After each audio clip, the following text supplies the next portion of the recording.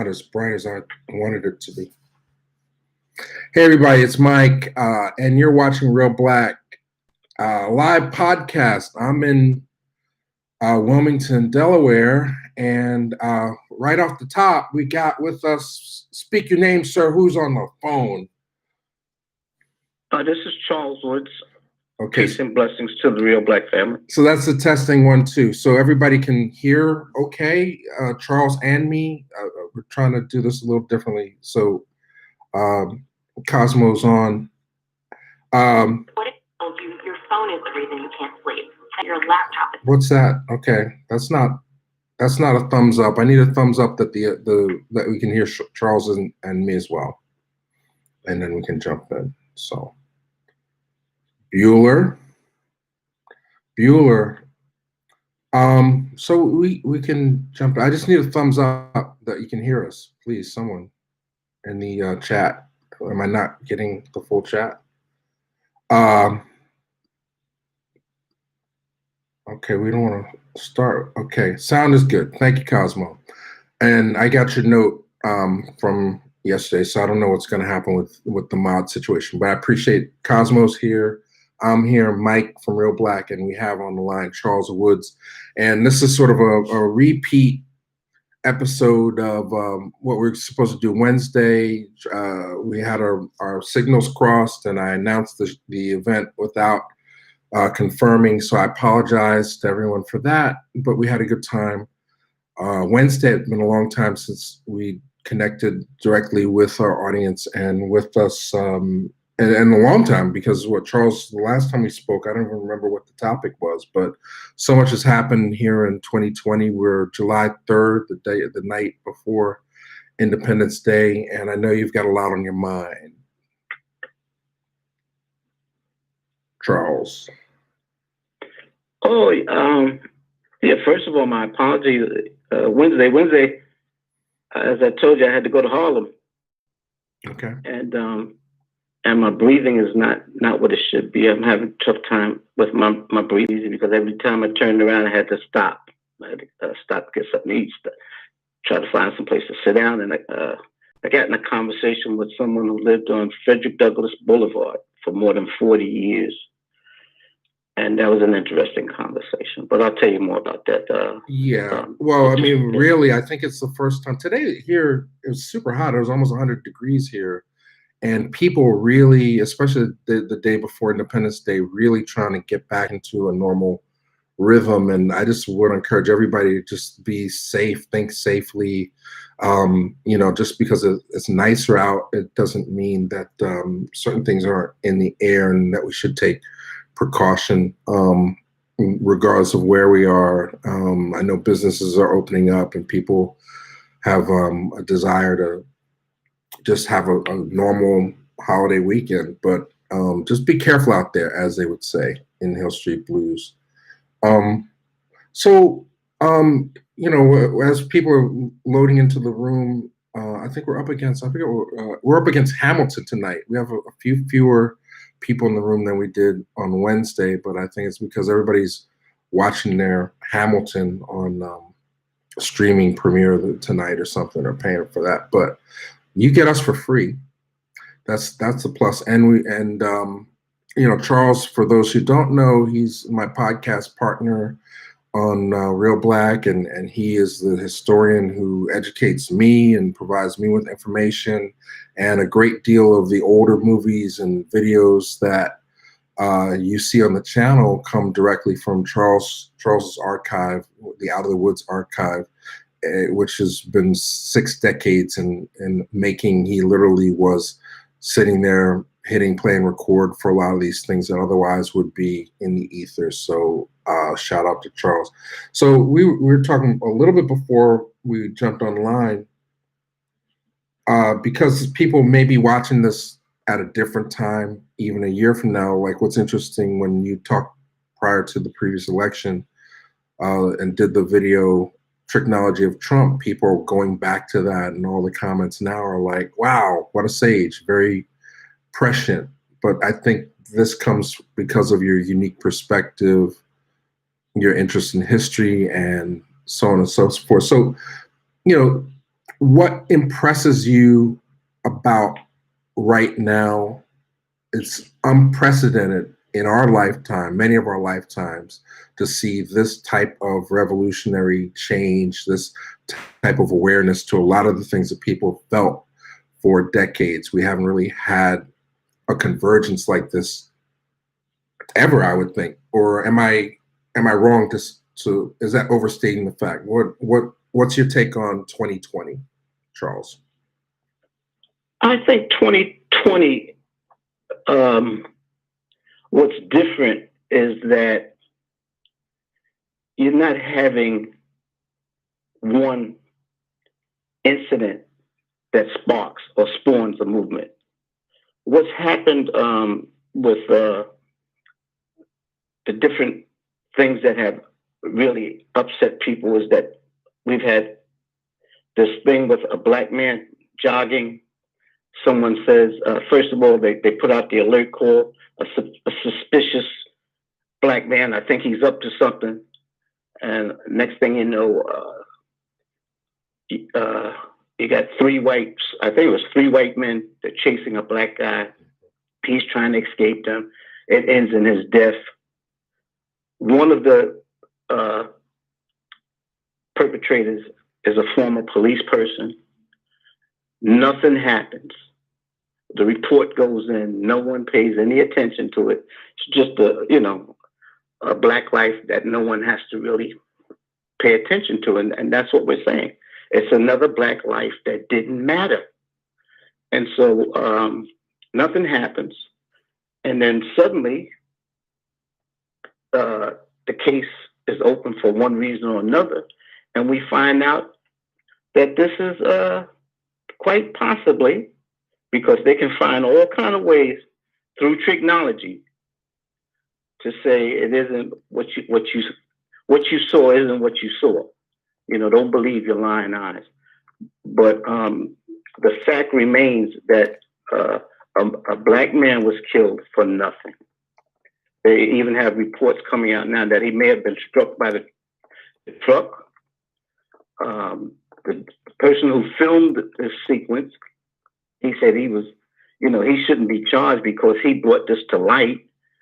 And then something about someone said a racial slur, which, they don't even have this thing about a hate crime in where it happened in Georgia. But the thing is, a black life was lost for no reason at all. And then behind that, we have what happened to Breonna Taylor. Someone where the police went to the wrong place, the wrong house. They're banging in, they're shooting. Her boyfriend, he grabs a gun to protect himself. He calls, and she shot, 8 times? Nothing happens.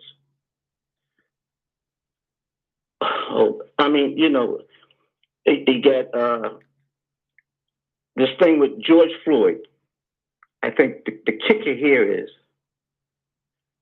if they don't find this guy guilty and ready for the chair, this country is going to go crazy. Mm-hmm. The way this guy looked at the person filming him, this callous disdain for this human being's life, I think that said it all. And this has really put the movement into full gear.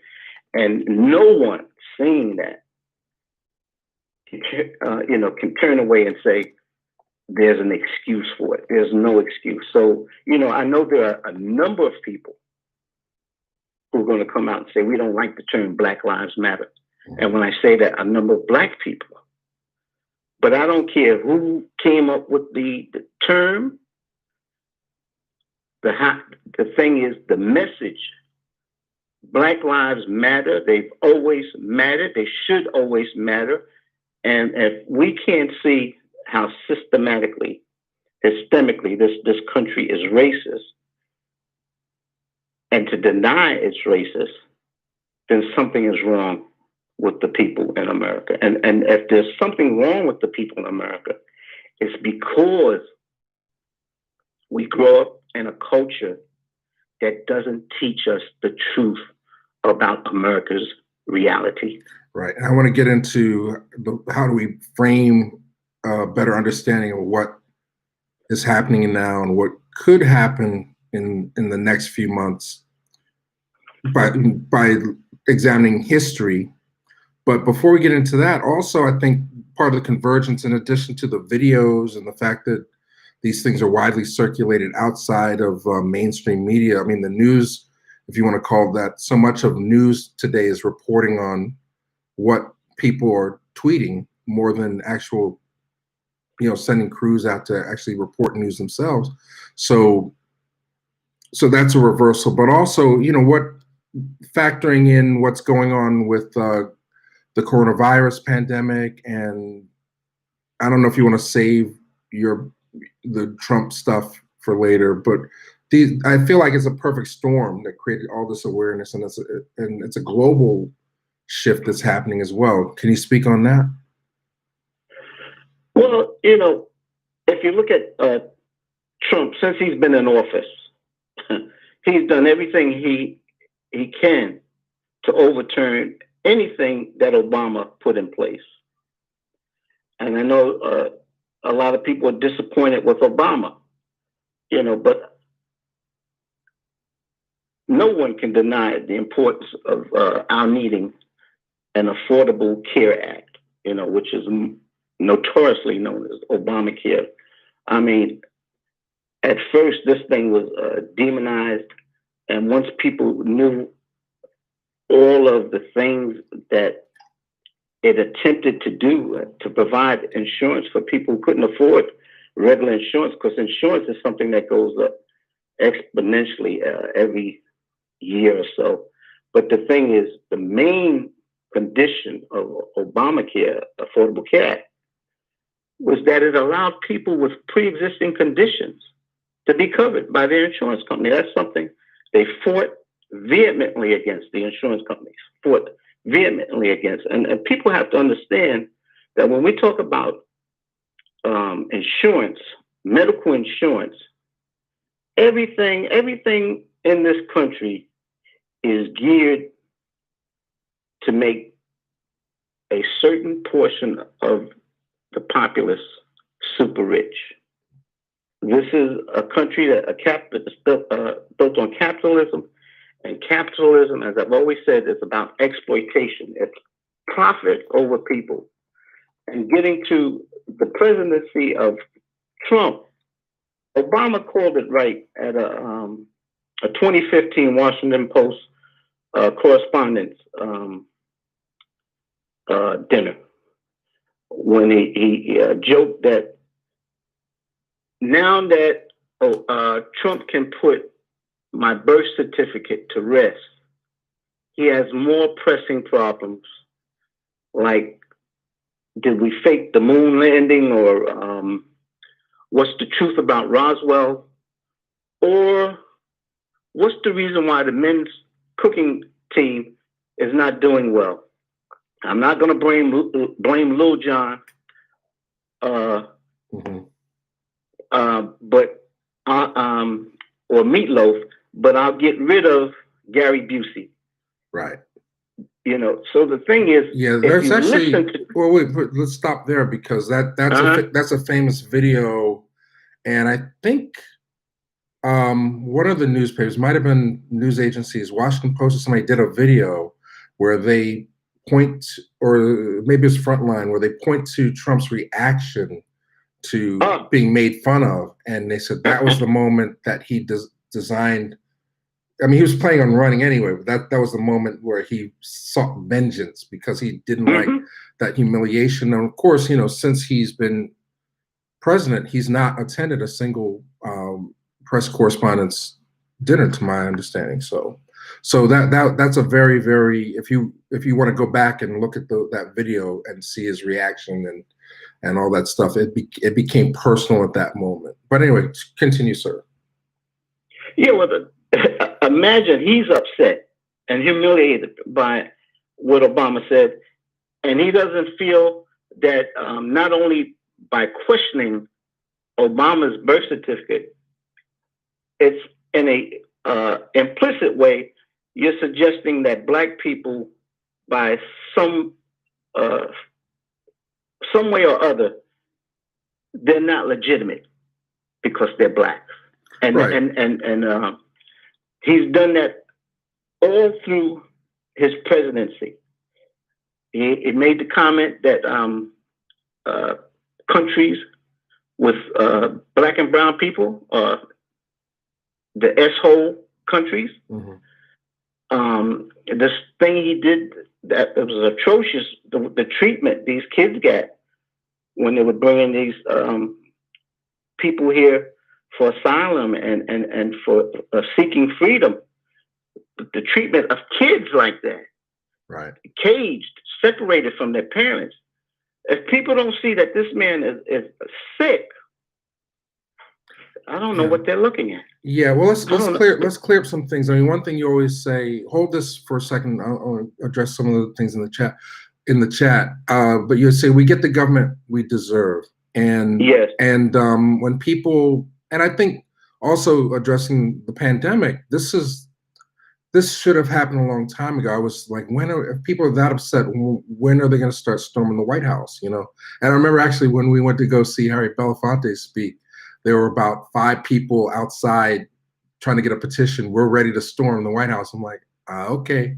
So it happened, but because of George Floyd, not the pandemic. But what was interesting to me was though George Floyd, I think, hit home harder because of the pandemic. Normally, these types of things happen and they can be erased from the news cycle very quickly. But this was video and images that were shared and people were home. There was no sports to watch. There was no other distraction other than, did you see this? You know, and the first time I was aware of it was LeBron James had an Instagram post that literally put side by side the officer's knee on Floyd's neck next to Colin Kaepernick kneeling, and it was almost the same image to me. And the caption was like, "Now do you understand why we were kneeling?"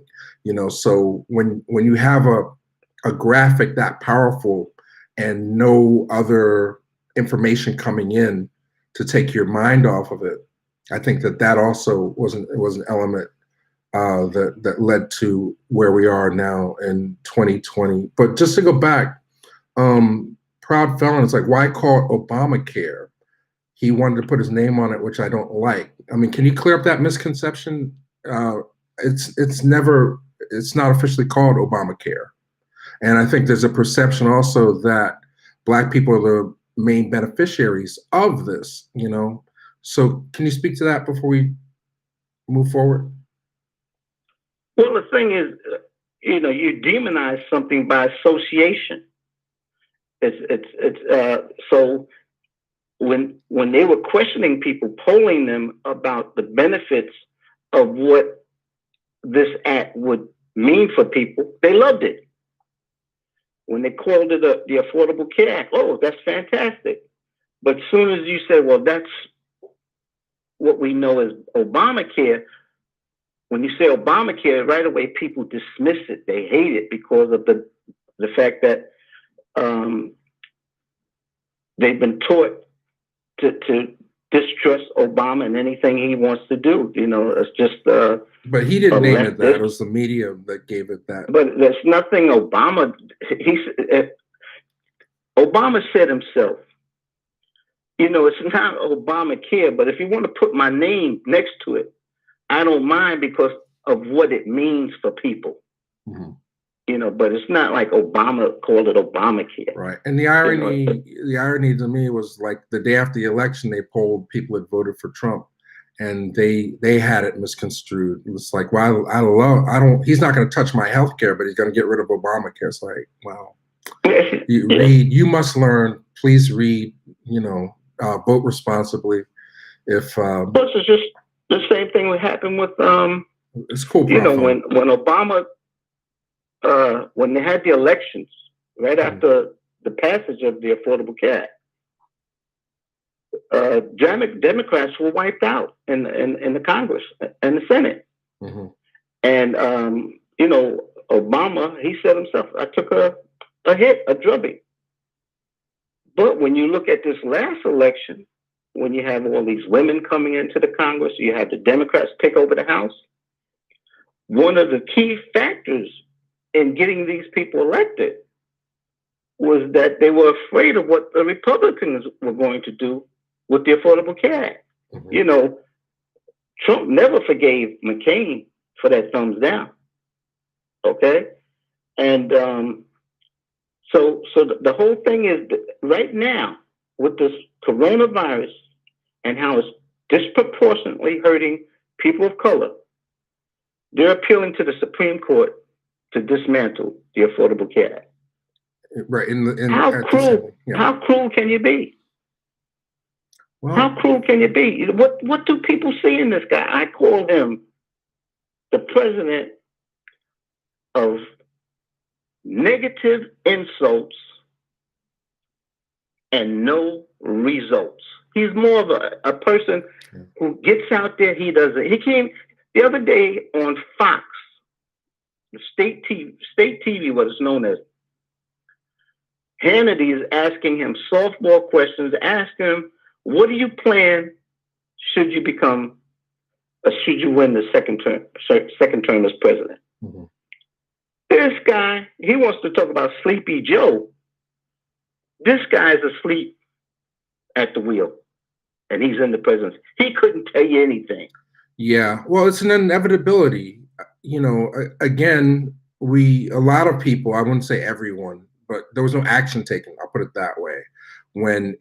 When certain actions were being taken or certain words were being said against small groups of people, the voice didn't raise up when it was kids in cages or when he had to address the natural disaster, the hurricane in Puerto Rico.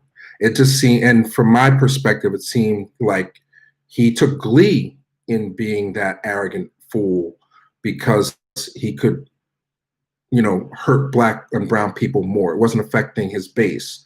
But now it's very interesting to see the spin that's being taken now that you have a pandemic that, by all information that we're getting, is more or less under control in the countries that addressed it sooner. And we're still listening to leadership that really did a lot to dismantle, let go, fired the people that were responsible for taking action at the earliest stages and never followed any kind of blueprint or plan that had been designed with the anticipation of a pandemic. But the spin that happens, the way people's perception is being manipulated in the midst of this is very interesting, you know. But I mean, do you have any feelings about that from what you're paying attention to? Well, I find it's important to realize, okay, when you're a racist, you have no sense of logic. Okay, racism is built on a lie. It's built on false notion of superiority. You know, it's an arrogance that is, it's something you assume, but it has no basis in fact. And one of the things is you see all of the contradictions. For example, when they had the hurricanes in Puerto Rico, and that country was devastated, right? Mm-hmm. This SOB went there, and he was throwing toilet paper and tissue. Mm-hmm. What is that? That's disrespect, okay? Now, when this coronavirus first started, one of the most difficult things to get at the grocery store was paper towels and toilet paper. Mm-hmm. So you think he would come to any one of the states and do that same thing? Mm-hmm. See, this is what I'm saying. And the other thing is, when you look at his reaction to the protesting that's going on, and he makes statements like, "Oh, when the looting starts, the shooting starts." They want to call these dog whistles. I don't. The thing is, what he's saying is that's what he wants. This guy has no appeal to anyone other than a racist base. Well, to be fair, and I think maybe this is a time we can start to contextualize things within history, previous patterns. A lot of people, this is unprecedented, but we have had uprisings in this country before. We have had political unrest.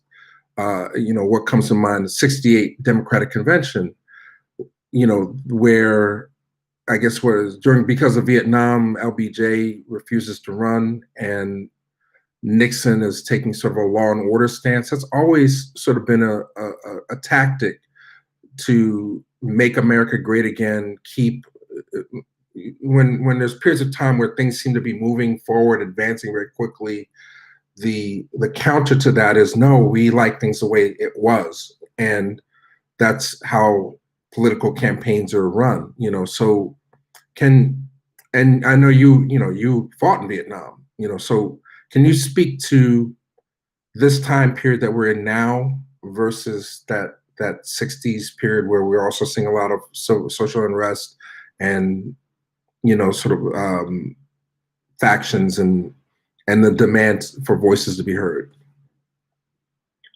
Well, something you said earlier that's important to make note of is that one of the other factors that's helping to sustain this movement, I mean, this is something that's been nonstop, the protesting. Mm-hmm. And this coronavirus has kept people home. And so what's been on the uptick? TV watching. Mm-hmm. So we're seeing the revolution being televised. Mm-hmm. Okay. And so people, because they're home, they're watching TV as a diversion or whatnot. They're being bombarded with all this that's going on. Now, when we talk about the 60s, the 60s will go down as in history, especially the year 68, as one of the most countercultural movements in the history of the United States.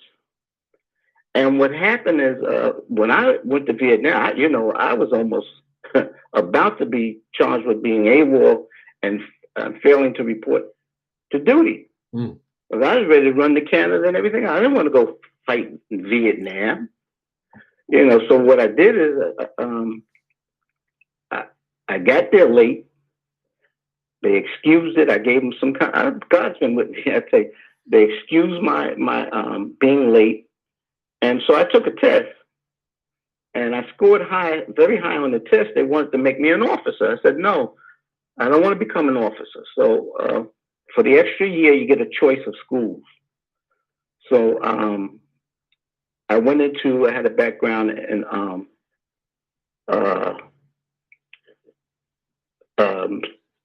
my first job as a teenager. I was a stock boy for Howard Clothes. So I put that down. So they put me down for that. But the thing is, the 60s, what happened during the 60s is that if you juxtapose it to what happened with George Floyd, this in-your-face thing that shows the inhumanity of certain men to other men, the brutality and the violence of police officers, in this case, white, most of them white. But the thing is, we had a death that was unnecessary. In the 60s, the youth started questioning when they saw those body bags. They tried to hide the body bags coming back from Vietnam. Mm-hmm. And then there were demonstrations. Show the body bags. Okay, show them. And when people started seeing this, they said, "No, this is crazy." You know, one of the things that changed the feelings about Muhammad Ali is that he refused to go into the army for the reason of why go fight someone who ain't never called me Nigger. Why are we fighting? People started questioning their society. When you question society, and I mean with hard questions, and that's what's going on now, Mike. Hard questions are being asked. It's going deep. They want to deny that this is racism is systematic. You won't have Pence say Black Lives Matter. You won't have Trump come out and say anything against armed white protesters in Michigan, in the capital of Michigan. They're armed, all up in the face of mostly white police, with artillery. That if a civil war, what they want, breaks out, we better find a way to have our own protection. But the thing is, he's never said anything bad about this. In fact, he said these are good people that are just angry, and that the Michigan governor should make a deal with them. Well, I'm glad Go ahead. I'm glad you're saying these things. I mean, we got 80 people watching live, 84 watching live. I mean, I always say, Charles, that one of the things, there's always a trade-off in this technology, right? So when you lose the brick and mortar, especially with COVID, but even before that, people spending more time on the computers, you lose certain types of social interactions. And I always felt you were the king of the barbershop talk. You really, and what's interesting about this technology is that you can share these opinions freely, and it resonates with other people.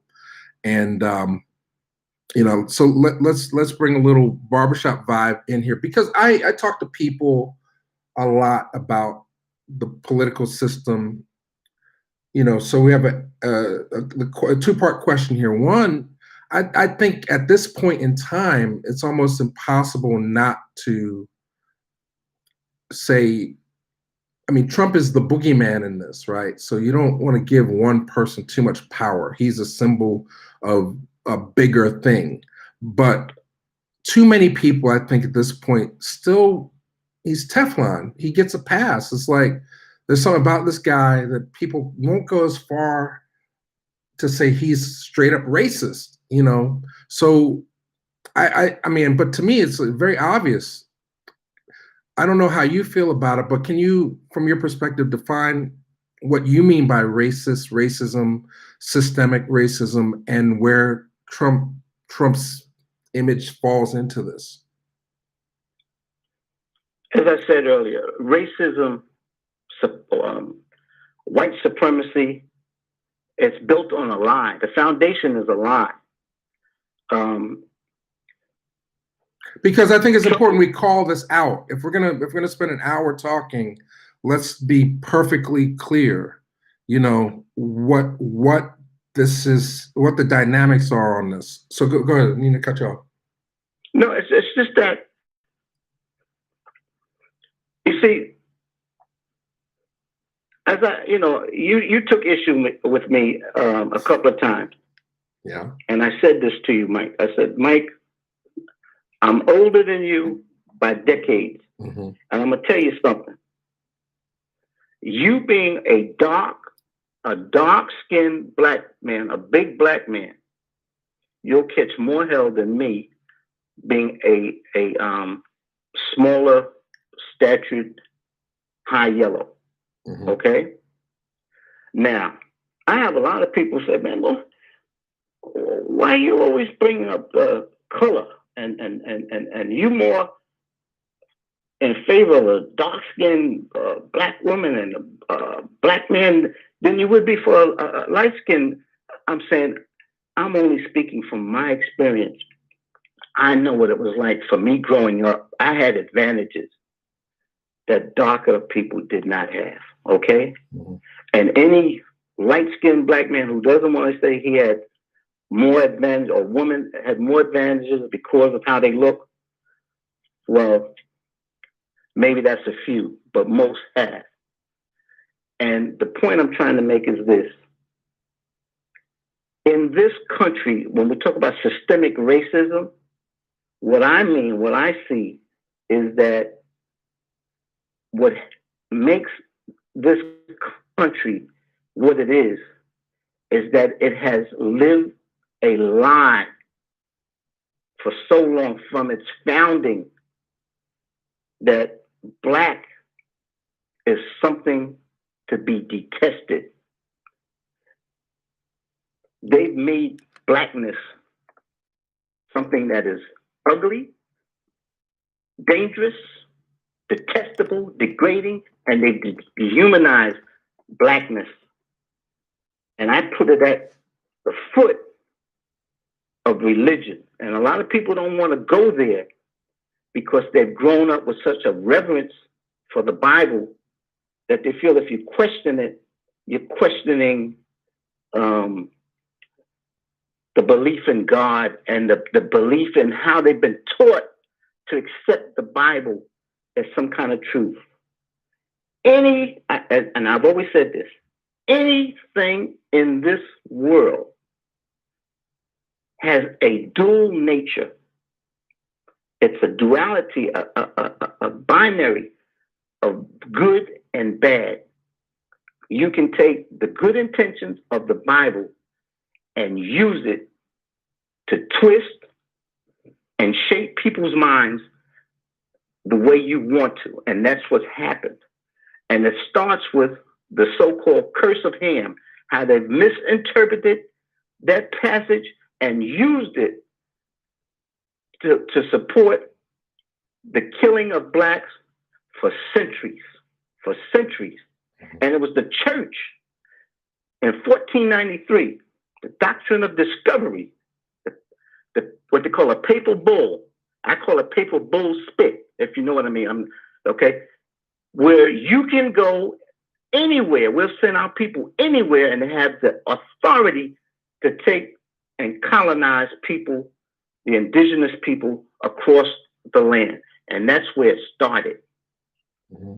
And so white supremacy, racism, it's all based on a lie. And what's going to bring this country to the so-called ideal that they put in the Declaration of Independence, that all men are created equal, okay? That's an ideal. And we do not have a world that is ideally suited for anything. An ideal is just some kind of a wish fulfillment. If we want, they talk about make America great. Someone says make America great. It didn't start with Trump. Mm-hmm. Reagan was saying the same thing. You go back, you mentioned Nixon. Actually, Clinton, that was his slogan at one point. Those were codes. America has, the only way America, it can never be made great again because it was never great to begin with. America has always been for a certain people to enjoy the privileges of capitalism and how the society works. It's never been for Black folk. And do you know that Thomas Jefferson, who wrote those words, mm-hmm. he was in a quandary. Ideally he was a smart man, educated man. But the thing is, he wanted to put a passage in the Declaration of Independence mm-hmm. that attacked King George for starting and perpetuating slavery. Now, they'll bring that up, but the only reason why he was raising it as an issue, because the same Jefferson who was excoriating King George for starting the slave movement, Jefferson had over 600 slaves, and in his notes on the state of Virginia, he felt Blacks were inferior. That was his heart. That's something he had to be. They had to try to convince them otherwise. Yeah. So through and through with the thinking, the ideology, the thinking is all based on BS. They've taken Africa. We don't even know the true history of Africa. When we try to find the true history of Africa, or we have our Egyptologists and our Afrocentric historians and thinkers, whenever they come up with something, they get dismissed and attacked. Okay, well, keep that same energy. I'm gonna shift it. Stay there. 2 questions. All right, so what happened the last time? There's a lot of people that watch this stuff or are reminded of the past, and they feel that the ball got dropped. What happened the last time we were in this position? And the second half of that is, if this is a racist system, what role do Black Americans play in it? Should we be even caring about voting? Care about what? The vote. Should we even choose to be a part of this system if it's so corrupt and so damaged and not designed for us? And if so, or if not so, what happened last time when the world was paying attention to this? Well, the world paid attention. You know, the revered Dr. Martin Luther King. I mean, people, they loved him, but there are a lot of people who, you know, I mean, the FBI wanted to bring him down. Any great Black leader, you look at what happened with Garvey. Anytime you start talking Blackness, anytime you start talking Black power, and if you have any kind of legs with that talk, you're going to get shot down. And and not all the time physically, but you're going to be, when I say shot down, that's we mean attacked. Your message is going to be attacked. And so what happens is, a lot of times with the movements, to answer your question, with the movements, we've had some results, but the results, they were window dressing, Mike. Mm-hmm. There was legislation that pretty much was just to calm us the hell down. But for every action, there is a what? Equal and opposite reaction. I learned that in school. Okay. Somebody said they didn't hear about Jefferson School. I know equal and opposite reaction. Go ahead. Right. So what has happened is, you get, let's say, the Reconstruction Amendments, 13, 14, and 15, okay? 13 freed the slaves. 14th made them citizens, and the 15th gave them the right to vote. When they got the right to vote, white women were upset because the Blacks got the right to vote before them, okay? And pitched a bitch about it, all right? So the thing is, and here's the thing. One of the things that scared white men about giving white women the right to vote, I told you once before, is they didn't want to give married white men more power than single white men. Okay, because why is that? Married white women would pretty much listen to and go along with what their husbands were saying, because who was running the house? Who's known, the old way of thinking, who's known for running things? The man in the house. You're the man in the house. Yeah. Okay, so they didn't give women the right to vote for that reason. Okay? Mm-hmm. Black people get the right to vote, and it's scary. Scary. Because you had Reconstruction from 1865 to 1877, and Blacks were getting all kind of adjustments to their social conditions, and this pissed the hell out of resentful whites. Yeah, there's some areas where Blacks outnumbered whites, and that's, I guess, it's carpetbagging, gerrymandering, rezoning. So yeah, a dangerous political prospect to have areas where Blacks outnumbered whites in the political democracy, so to speak. But anyway, go ahead. Yeah, so the thing is, you have a lot of people say, well, there's a two-party system. One is just maybe a little nicer, a little better than the other, but you're still going to have the same thing. Well, that may be, but the thing is, it just doesn't end with the vote. But having the right to vote, if the vote didn't matter, you wouldn't be allowing your cells to be beat on the head like John Lewis was crossing the Pettus Bridge, and the people who lost their lives trying to get people the right to vote. And if white people didn't think voting was important, you wouldn't have these ridiculous grandfather clauses and other ways they try to suppress one's ability to vote. That's what's going on now with this thing where you got to have an ID. You can't vote with a mail-in ballot. People go to vote and they're waiting 6, 7 hours, 8, 9 hours in line. Then they want to close the doors. And people say, I ain't going to close the doors. I'm here to vote. This is suppression, voter suppression, which means if you have an action, there must be a reason for it. And the reason is they don't want certain people to vote. They won't give statehood to Washington, D.C. because they know how that vote will go. All right?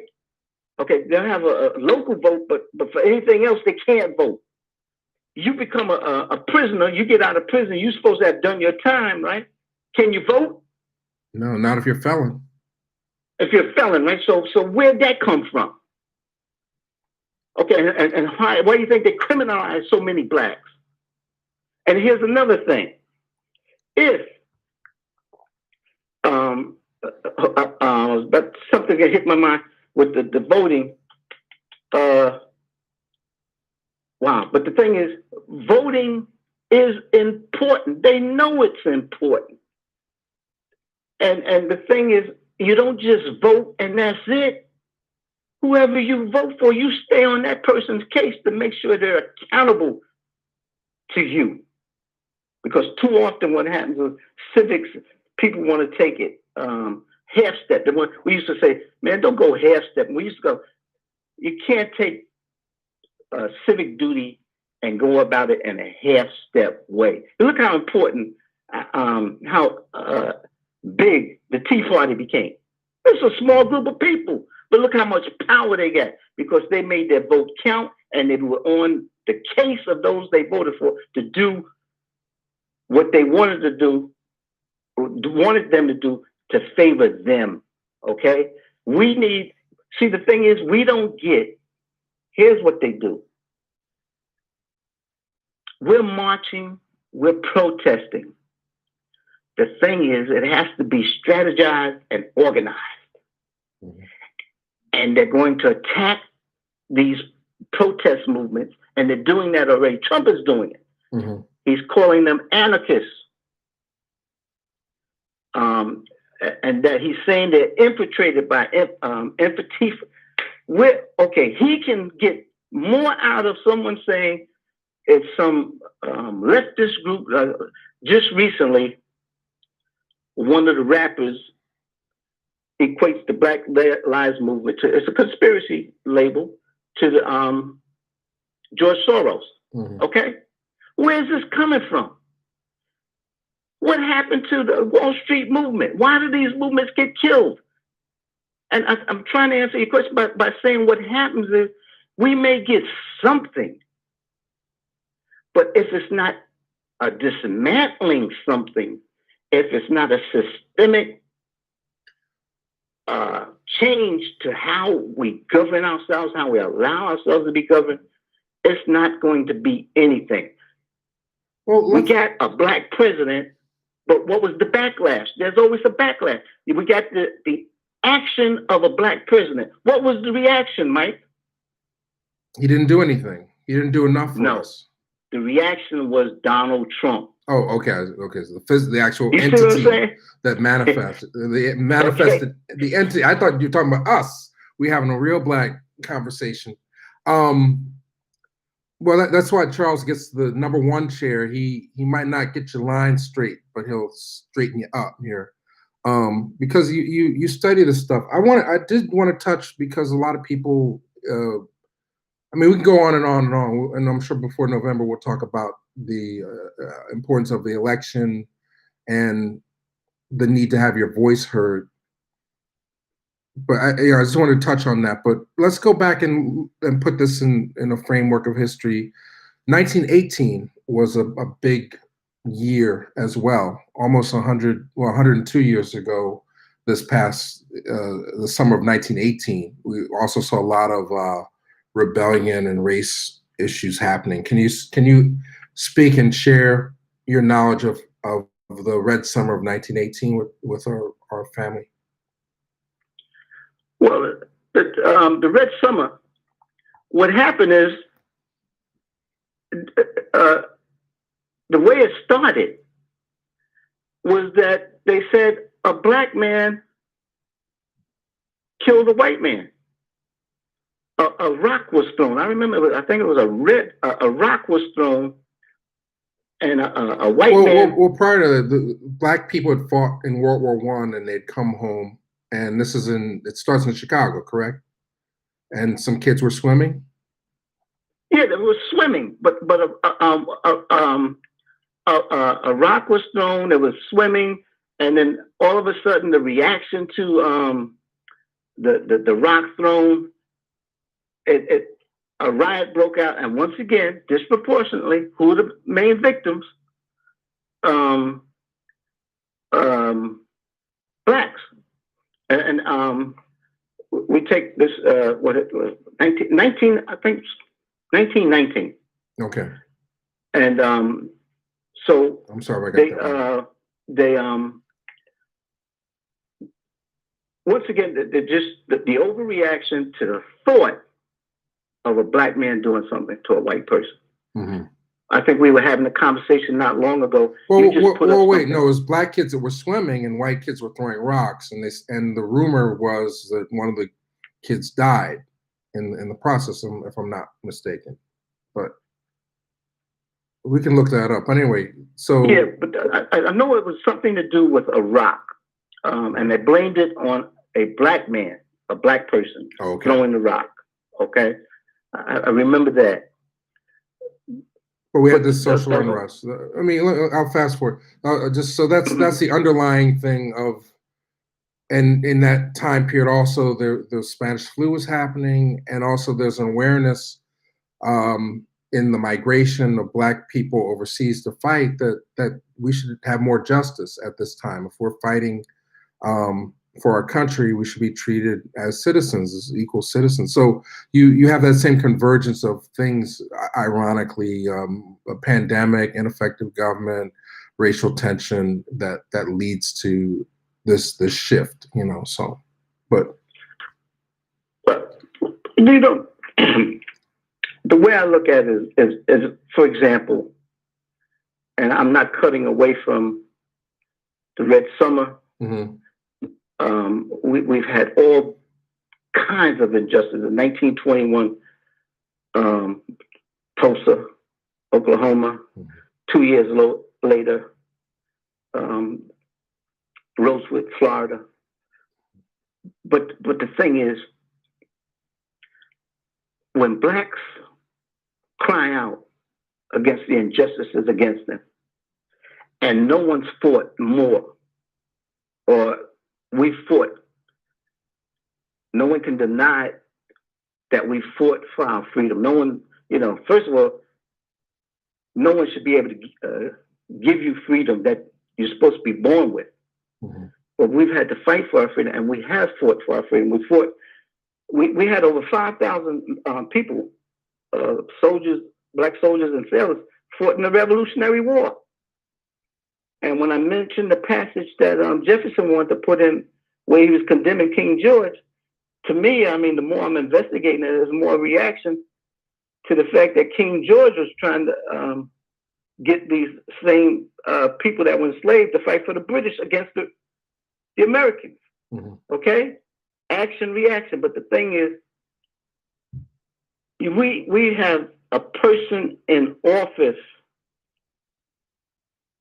and I keep going back to Trump because Trump is not, I don't want to say that he's someone unique. He's not unique. We've had people try to get in office with Goldwater when he was running. He said, in your heart, I'm right. But, the reaction was, yeah, your guts, he's nuts. Well, you can say that about Trump trying to get back in the White House. In your guts, you know he's nuts. This guy should not be in the White House. But the thing is, has he ever said anything negative against white protesters?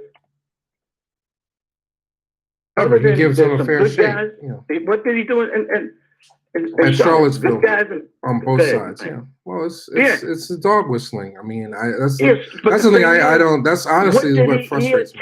He attacked Kaepernick. Yeah. And what was he saying? That Kaepernick did what? Disrespected the flag, which was really a disrespect of our servicemen. Now juxtapose that to what's happening now, where they're saying Russia's put a bounty on our soldiers' heads. Have you heard anything about Trump going after Putin for this? Mm-hmm. You know, he can get excised and bent out of shape over Kaepernick demonstrating something now that when Ali did the same thing, Ali was excoriated. When Kaepernick did this, people were divided. Okay, there's always going to be that division because you're going to have people who are saying they're going to try to compare apples to oranges. The damn flag does not mean anything about disrespecting the people who fought for this country, because there are a lot of black soldiers. When we were getting ready to go into World War II, we had the Double V movement started by a newspaper. And blacks were saying, we want victory abroad and we want victory at home. We want equality at home, the same way you're saying you want to fight for equality across the globe. America was not living its ideals. America is a contradiction of its ideology. It's a hypocritic hypocrisy. It's built on hypocrisy. This country, when I say it's racist, terribly bad for so many more. So Charles, it angers me, man. You know what? When I see these police, Mike, out here, mm-hmm. I went through this. I know this is a technique. This is a technique they do. They bring your hands behind your back and they put your face down, and that causes breathing problems. This is a technique. They say they're not trained in this, but when I ran the store, the 43rd Chamber, I had many martial arts teachers come in, and many of them who were training police on the side, and they wanted all the different advantages on how to bring down the people they came into contact with, especially when they had to handle blacks, and they learned that chokehold. Yeah, well, it's terrorism. The police are they're terrorizing kids. I mean, two things I'll say.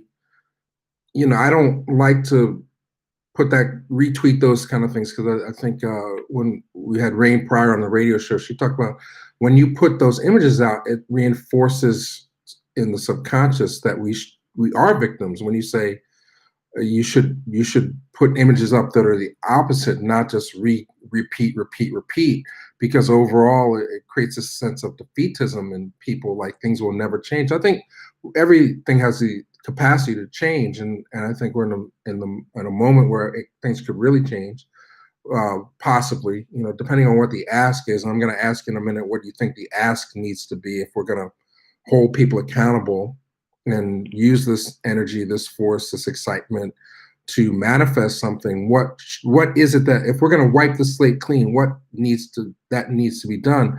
But the other thing, the reason I'm not super tripping, I mentioned this to you off air many times, but people always ask me when about the Dick Gregory interviews, why he was so angry. And I think he was in a state of paranoia because it was before the election. And I've told you this before. On the way to the coffee shop where we're shooting, Haile Garima's coffee shop, he told me in the car that this is 2000. Where are we now? 2006, 2015, 2016. He said that um, 11 years before this election, that he said while Bush was in office, he said that he was hosting a radio show, and I don't know if this tape exists or not. I don't know if anybody else remembers this. This is what he told me. He said that he was doing a radio show with Kathy Hughes, and someone called in and he said they work for the CIA, and they said the next president is going to be a black man from Chicago, and he will serve 2 terms, and then there'll be martial law, and he will be declared president for life. Right. So I was like, at that time, I was like, no, we're about to have this election. So anytime you see him being agitated, or when I talked to him about the candidates, and he's like, well, frankly, I'm the wrong person to ask because I don't think there's going to be an election. That's what he was alluding to when he's freaking out saying half of us in this room will be dead by the end of the year. That's what he was alluding to, that thing in his mind that he felt was going to happen. And, so when all this starts going down, the pandemic, and just being aware of the racial situation, and that these police have been trained to do certain things, and so many of them are infiltrated into white supremacy ideals and all that stuff. Where they want to see things going is to impose martial law, is to take over the streets, and is to have even more license to maim us or hurt us or destroy us. So, I don't trip on it because I'm like, well, maybe Bob Dick knew more. Maybe he just got it off by a term, So that's why I'm just waiting to see what happens. But in terms of what our power is, and we're as citizens, as people that are invested in seeing a future for ourselves and our families, and our ancestors finding justice, and I know a lot of young people want everything to happen yesterday, and there's a lot of energy. How do we funnel this energy? What should the ask be, in your opinion, Charles? I'll tell you what's wrong, in my opinion. Okay. And I just hit you to something that goes along. A book recently published. I haven't gotten into it yet. I haven't looked at it yet, but I think it follows what I'm talking about with technology. Getting to the point I made about every action has a reaction. They are not in power. Those who are in power are not in power because they're ignorant. These are some sophisticated, smart-ass sons of guns, okay? They have think tanks. They have the special people studying all different things. And the way you nullify Black Lives Matter is you say all lives matter. The way you nullify Black power is you bring up the importance of colorblind society, melting pot society. Mm-hmm. Okay?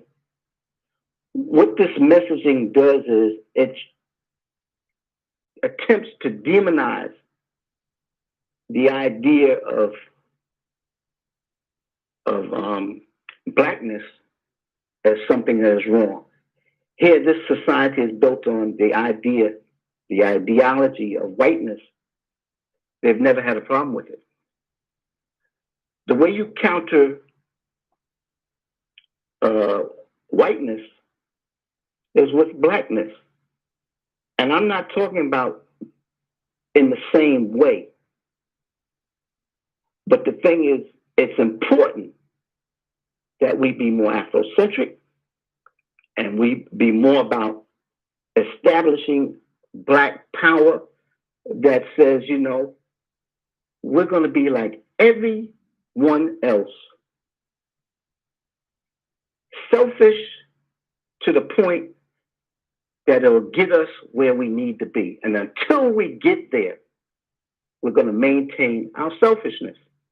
Until we get to see what full equality means, full equality, we're not going to accept anything less, and we're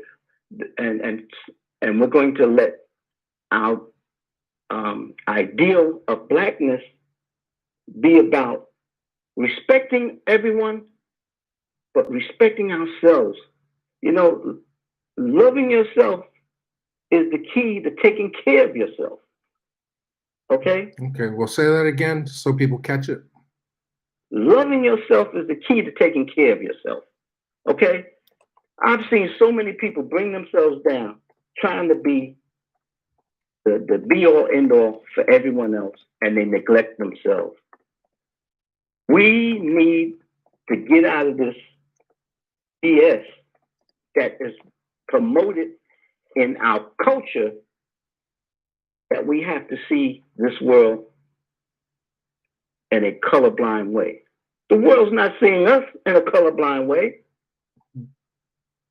See, that's the trigonometry. Okay? That's the trigonometry. And the only way they're going, you know, the power only respects one thing, Mike. You know what power respects? Power. Power. Yeah, we can't keep giving everything away. Okay? So, you know. So what should the ask be? I'm sorry. Let me make this point. One of the things I saw that was beautiful at the George Floyd going away ceremony was they brought up Tyler Perry helped do this. Floyd Moneyweather. Okay? What have we been talking about? Tyler Perry has a studio. First person to do that, black studio. But how much money we've got, we don't have to beg anyone for anything we want. Buy our own blocks of land, our own communities, and build it the way we want to build it, and put not a inhumane police force in charge, but an agency in charge of people who want to make sure that we're protected, but in protecting us, they don't disrespect us. And schools that educate our kids, teach them not to regurgitate facts and figures, but to know how to think. There's so many ways to get information, and the information, as I said before, there are two kinds of information. There's information that transforms you, and there's information that conforms you. And that's what I call information that keeps you in formation with the system.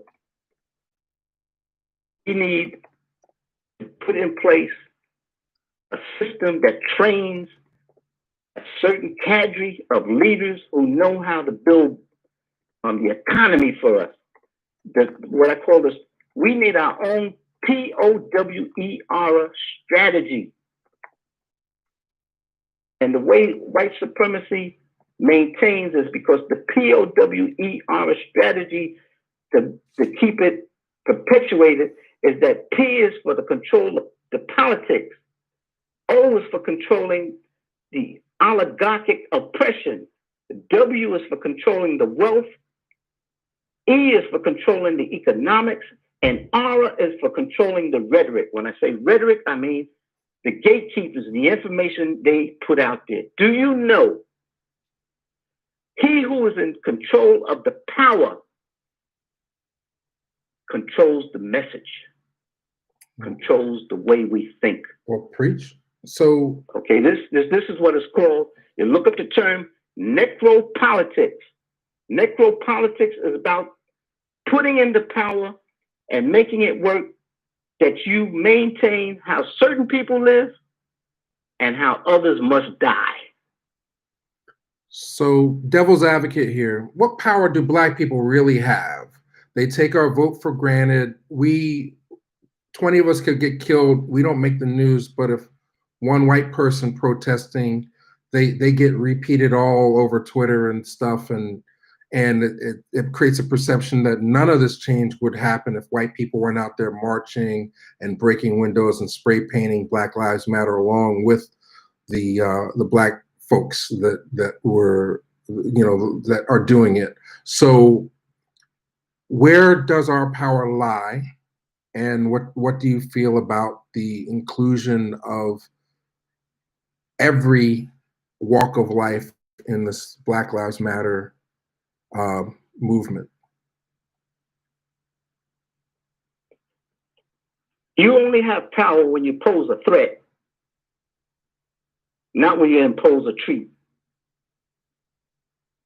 Blacks have done nothing but treat America to its blackness. They've exploited us, and we've allowed them to exploit us. When we want power, we have to make sure that we're in control of our destinies. And that can happen. But it's not going to happen when we allow ourselves to be brainwashed by this system, this culture of white supremacy. When we feel we got to be the better man and the magic Negroes and we've always been called the conscience of America. But we got to make sure that in being the conscience of America, we're not constantly finding ourselves unconscious to the point that we're not able to be revived. We have to use our numbers. D. Park Gibson years ago spoke about the $1 billion Negro, the importance of the dollar. Spend your money where you're respected. Get black businesses. I went, like I said, I was in Harlem the other day, didn't recognize it. And it's not that Harlem is not black. That's a fact, but it's just that it turned white again, okay? And the way you can turn and change a community is that W in power. We got to use our wealth more smartly. We have to. Well, but Nipsey Hussle tried it. Leaders that are going to show us. We have to have a whole change in the education system. Education that, like I say, changes the dynamic of what kind of information we're allowing to come into our heads. If we don't change our heads, we'll never get ahead. Okay, so we're talking about transformation. We're talking about changing patterns of belief. We're talking about labeling. So many of us are not only disenfranchised, but opportunities are not there for us. One of the things I put up earlier today was this advertising executive talking about just being Black and trying to operate within advertising, how white money is levied out, and perceived. Okay, she was griping that you don't. They want representation, but there's no sensitivity in terms of what they choose to do because there's nobody in those positions. There's no push to even have Black people work in these operations, and that's why we get what we get. And you could expand that to Trump's cabinet. There's no Black people really in his cabinet or in his staff or any of that stuff. So in some ways, are we speaking to a wall at this point? Have we been completely shut out? And then also what level where we're at, 111 people in the room, what can we do as citizens, as human beings, intelligent thinkers to help guide and shift some of this away from their inevitability and in terms of our self-reliance and survival? I just feel, I'll just be repeating myself. I just think what's happening to us constantly is that anytime, for example, this moment is turning into a possibility of a transformative moment, but I don't trust powers that be, and I don't trust the people who need to come out and continue to show support by how they vote and how they're ready to give up their privileges. I don't trust them. Because once again, there's one thing that's a constant. And that's why the world is always effed up. And that's because people are selfish to the point of being disrespectful in their selfishness of how much they can be so selfish, they can encroach and impinge on someone else's rights. Mm-hmm. There's no such thing as an ideal. Like I said before, the thing is, people talk about, he sounded like, I'm quite sure people say, he sounded like a race hater. Mm-hmm. He sounded like what's this black thing? What's this thing? We got to all love each other. Where's that coming from? That's coming from how the Bible has been used, as someone says, the opiate of the people. The church, as I said, the 1493, the papal bull, that came from the church. The church helped start and finance slavery. The KKK, they got crosses around their necks. Mm-hmm. They burn a cross.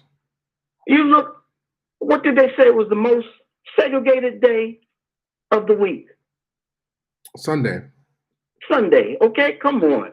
What I'm talking is, the only way you're going to get the reality you want, you got to face reality. We got to know, you can't defeat your enemy if you don't know them and understand them.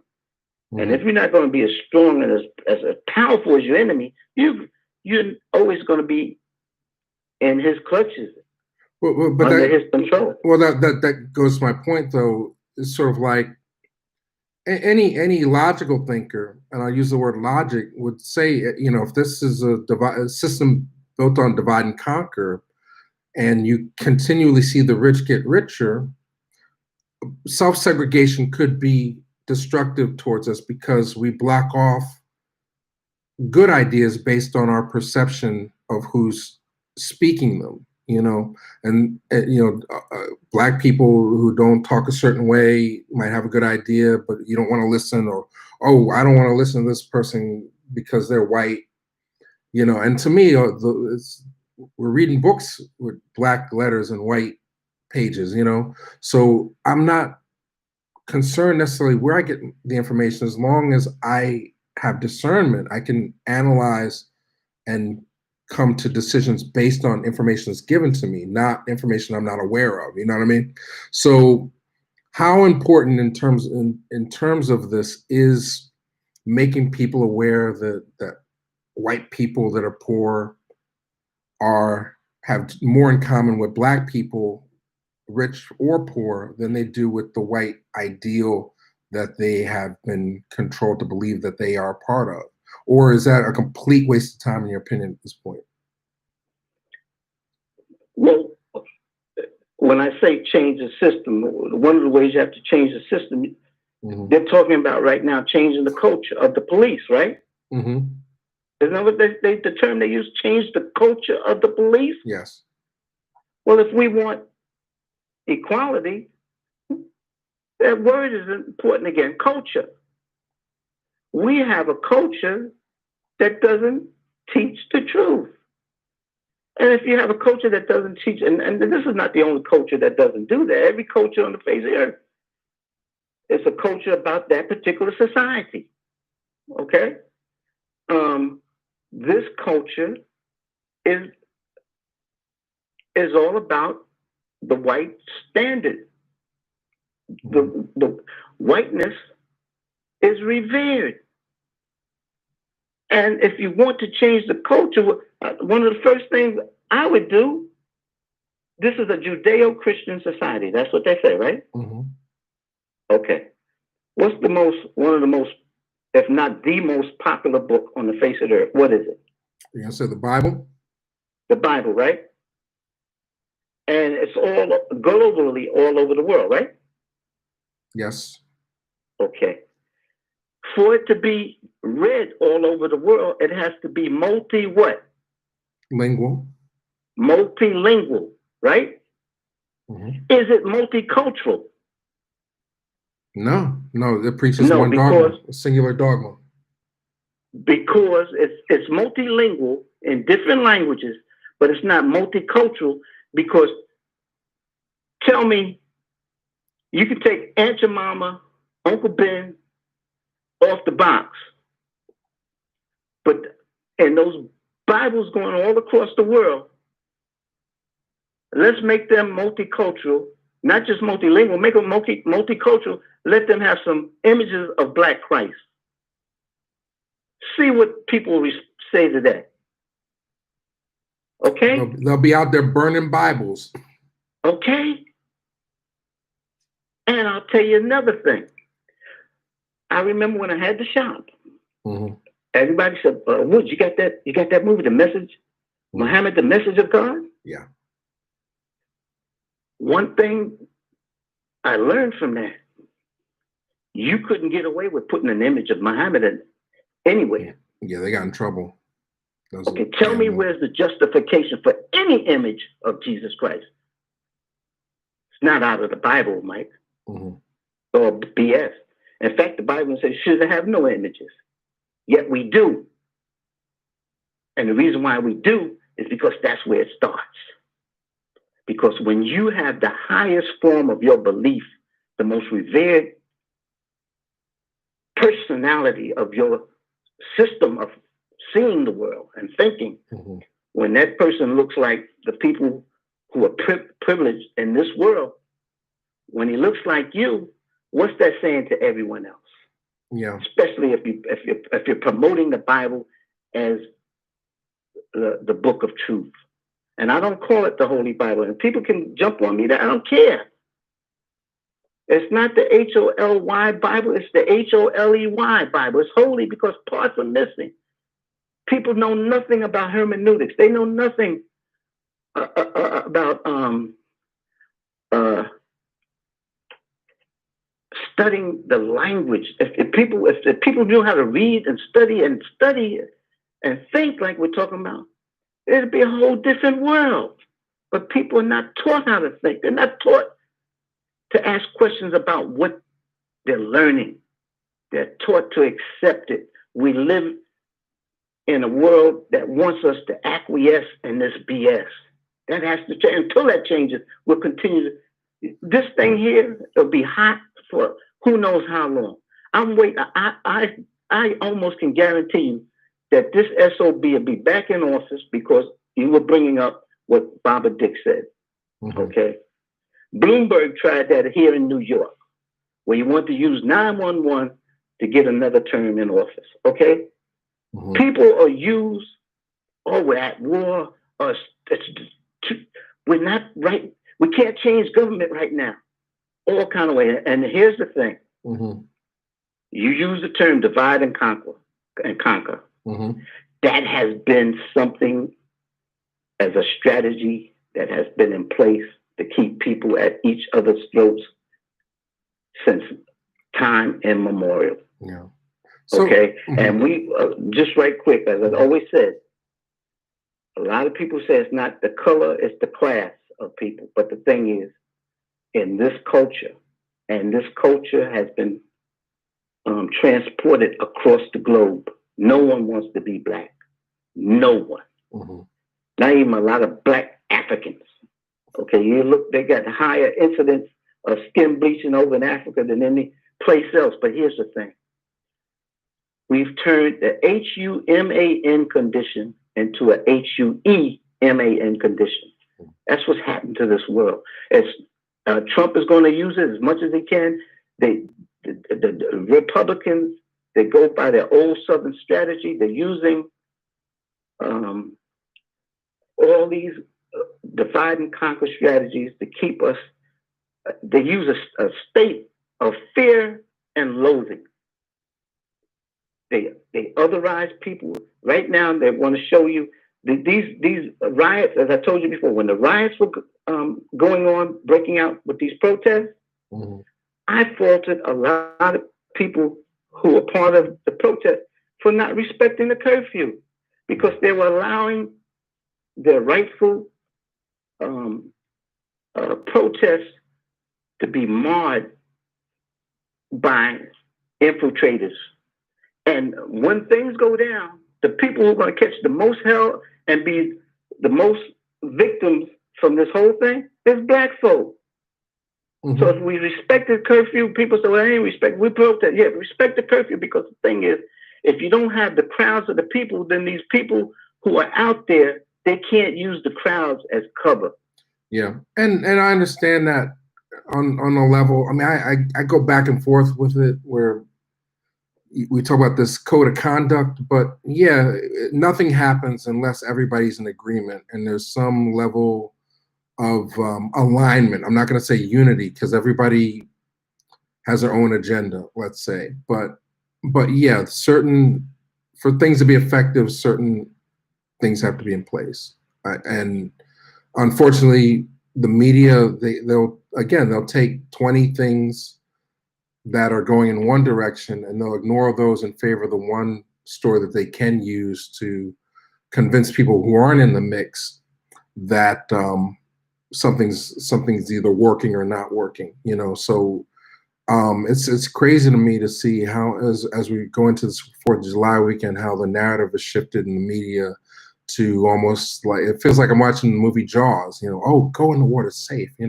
So we're going to have these Trump rallies coming up and people can go to the mall and get their sneakers and all that stuff. It's using enough time has passed where I think these think tanks have figured out how to manipulate the people that still have some money left to spend back into spending it and thinking everything is okay. But sustaining this protest movement into November, let's be devil's advocate. I know you're saying that you think that Trump has a better chance of winning because he's already in. He's an incumbent.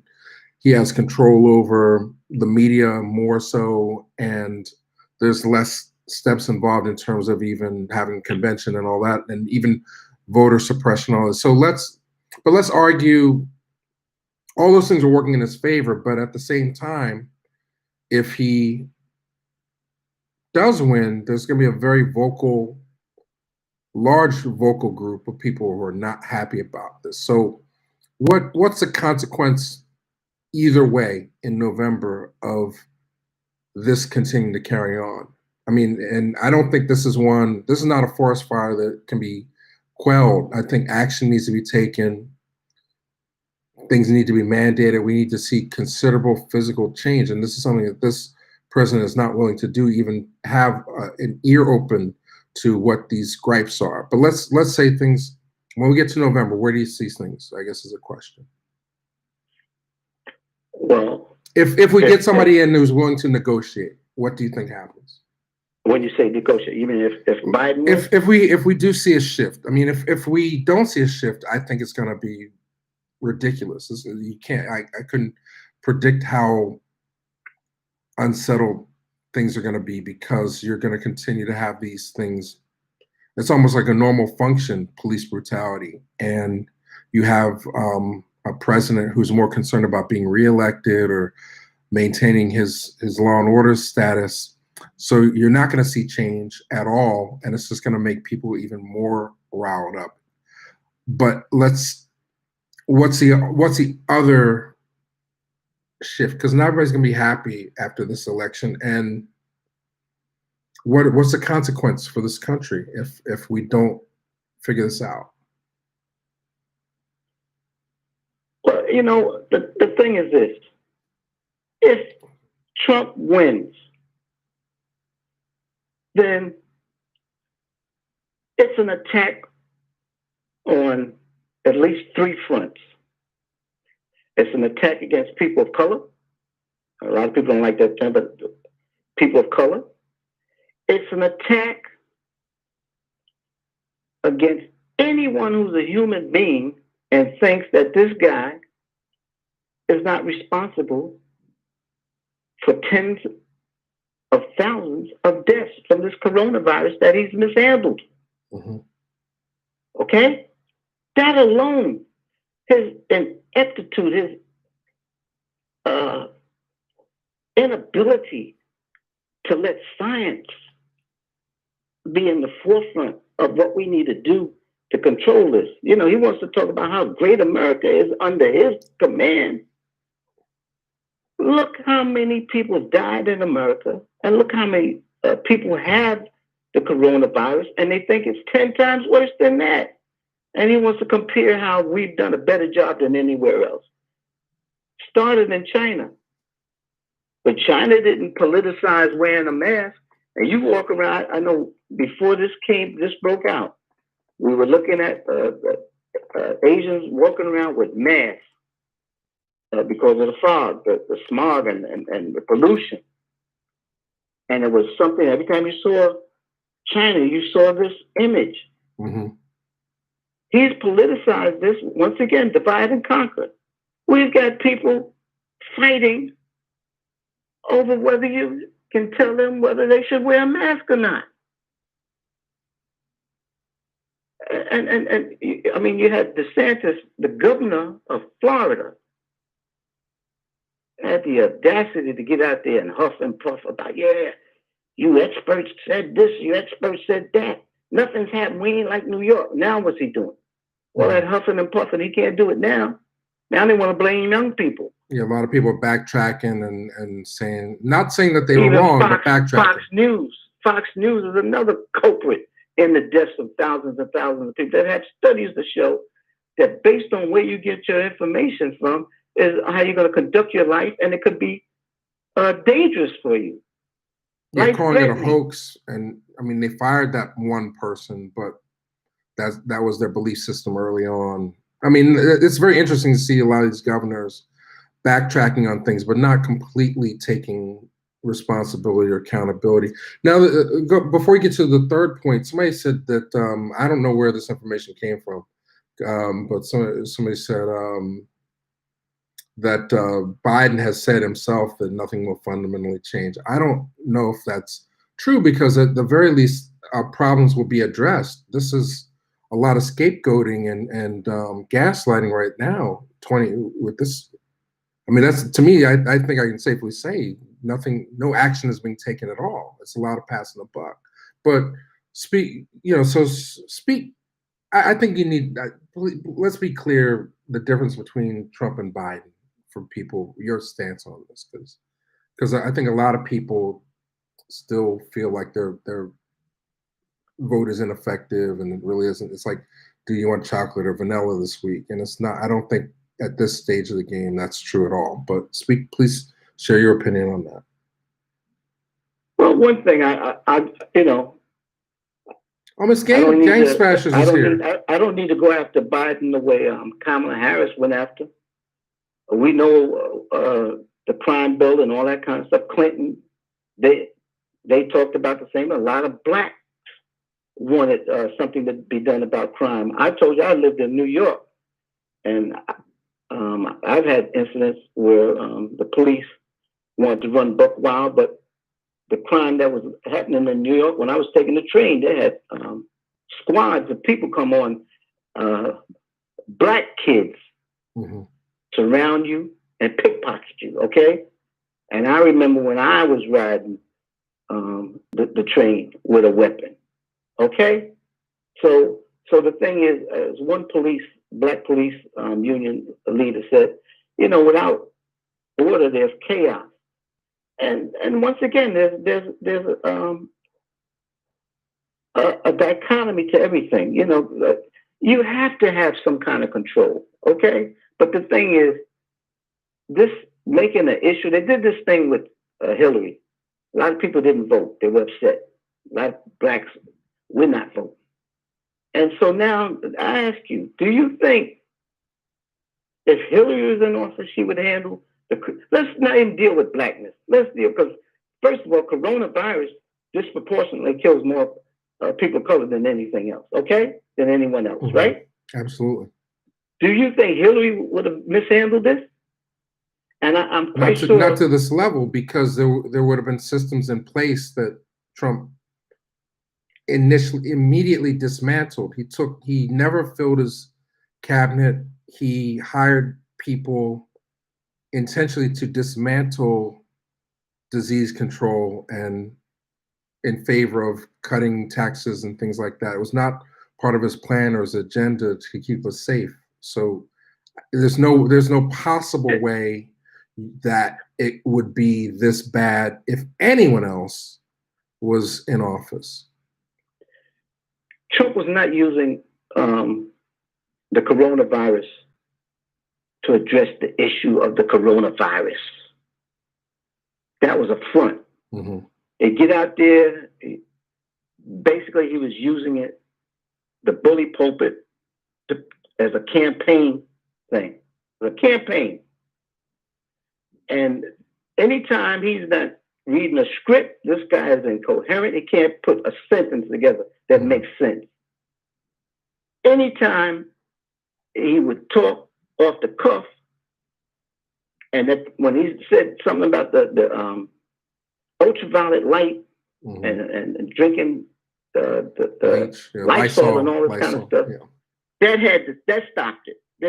Okay, so the thing is, they have Pence come out there, and Pence he could be a Pence because that's a smooth talking crook. Mm-hmm. Okay, he's a religious fanatic crook. And he's smooth talking, and he gets up there, he shakes his head, and every time these guys would get up there, they keep, well, thanks to your leadership, Mr. President, they're all kissing his butt. Okay? Mm-hmm. Trump, the only thing Trump saw that the coronavirus was doing was killing the economy, the economics that he wanted to take full credit for. Though doesn't want to mention that when he got in office, I don't care how much they want to talk about how Obama had the slowest rate of growth and all that kind of stuff. The thing is, what Obama inherited when he took office, okay? Trump, he didn't bring down the deficit. When he passed the tax bill, didn't help poor people, okay? The economy, jobs. When Obama was having the same thing happening each week, they questioned it as being legitimate. Mm-hmm. So the only thing Trump cared about that would help his getting back in office was the economy. Once again, getting back to the exploitation of a capitalistic society, profit over people. Trump does not give a damn about people dying because they want to equate people dying from this, the same thing that we could have deaths from flu, car accidents, or some other kind of incident. Right. Okay. The thing is, they didn't give a damn. Now, New York, Governor Cuomo was getting all kind of attention across the nation for what he was doing in New York, because New York was the highest hit state. Started with California, but New York took over. Look what Cuomo did. And Cuomo said, what I'm doing is following science and not emotion.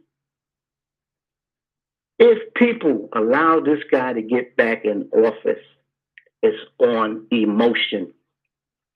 And any ideology based on hate is based on emotion. Right. And let's be clear, because everybody has their opinion on this, and I'm reading the chats. We're going to close this up shortly, but I appreciate your time, Charles. Well, I'm not going to argue people's emotions or their belief systems. We're talking about critical thinking and logic here, right? So somebody's saying that Hillary is pinnacle power here.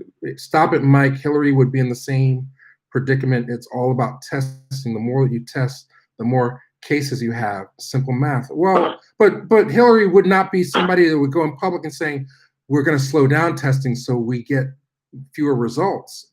This is a serious problem that leadership, a true leader that's their job. That's the responsibility.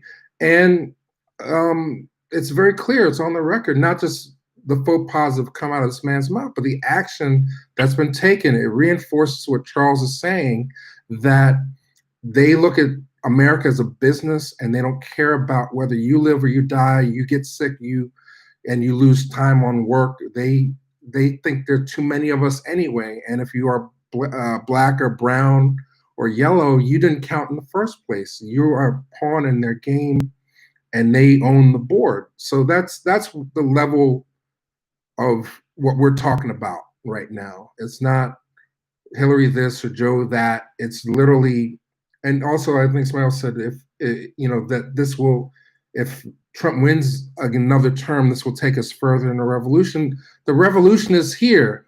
We got the ball is in people's hands right now. You're not going to have the same momentum if you know you're going to be suffering through the same level for another 4 years. I think that's why we're having these conversations today.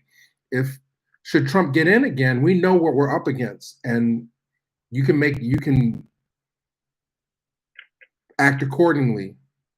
But this is a critical time. This is a time to have these conversations. But I'm just asking Charles specifically what the consequences. I mean, somebody who's seen these patterns before and follows us.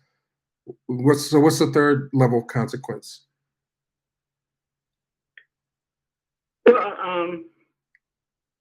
The thing is that Civil War.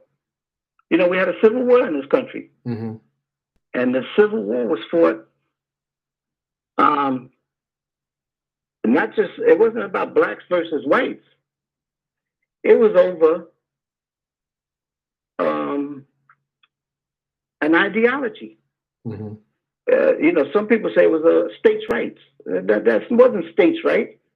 It was about if some people should have the right to hold others as slaves or not.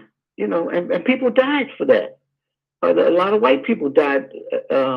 Not to say that all of them felt that no blacks should be slaves, because, as I said, Thomas Jefferson,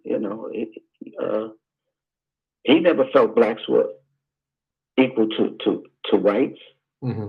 But a civil war is amazing. They call it civil.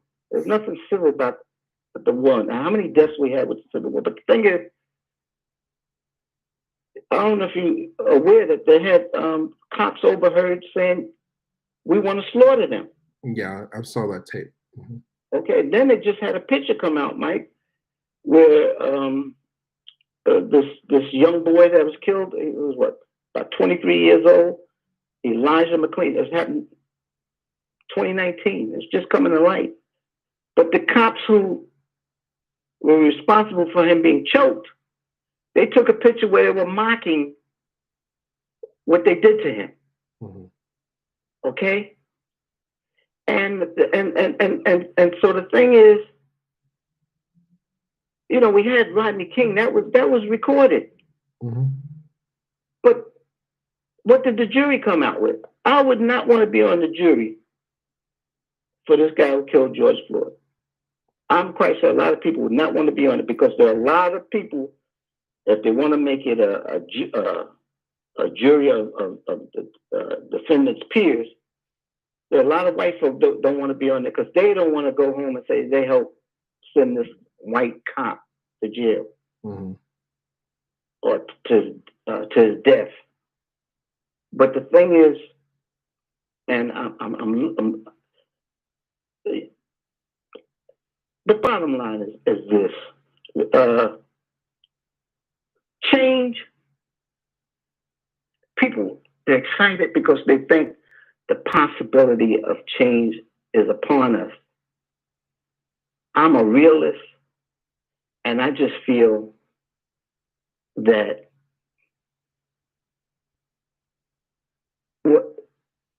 we had a discussion one time. We talked about segregation versus integration. Mm-hmm. And I believe that I have a right to go wherever the hell I want to go. I was a kid in the South, and I drank from the wrong fountain. Mm-hmm. And my mother, we were visiting, and my mother said, you can't drink from there. I said, why? I just thought one was colored and one was white. In terms of, you didn't want to drink any dirty water.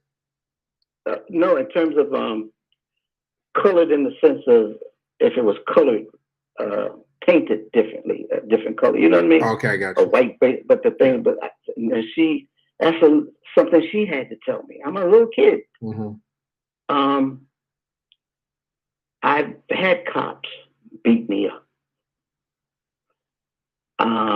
I've had cops wanting to get in my house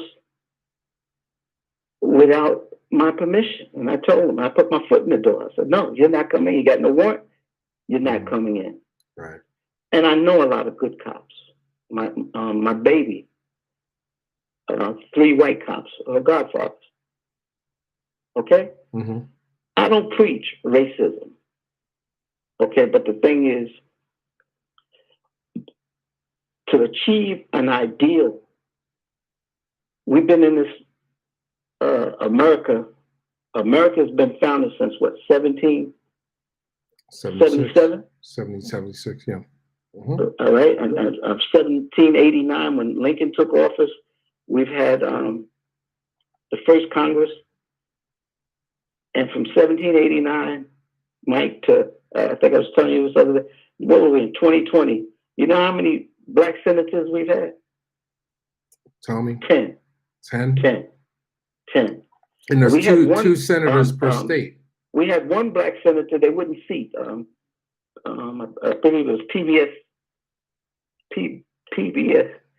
Pinchback. And he was elected governor of Louisiana. I believe that's right. But the thing is, that's power. Politics, that first P of power, politics. You control the politics. And I didn't want to forget to mention this. There are 2 things I want to mention because we've been going on, and thank God. Yeah, let's wind it up. I appreciate the people for tolerating and indulging me. We're gonna have to bring Pinnacle Power in. I just totally disagree with every single. If you go back and watch this, I'll disagree. I think I can't get with that, but I am for reparations. People are mentioning that, but I think that this is a more specifically, we're not having that discussion right now.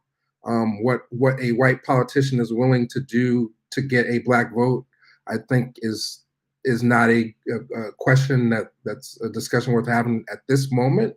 But I think that's the only way that we're gonna possibly heal this thing. But I think what you were saying earlier, Charles, is we're heading towards a major clash, and I think it really is about mental slavery this time. You know, people really have to be more aware of how information is and what information they're sharing with one another is used to control. And I just really appreciate the energy and time that you put into making us more aware and sharing your experiences and your knowledge with us. But in closing, let me just say, I used to ask my brother, why would a billionaire like Bloomberg want to be a mayor? Why do people want to be governors, presidents? And what makes this world the way it is? It's about power. Power, as they say, corrupts,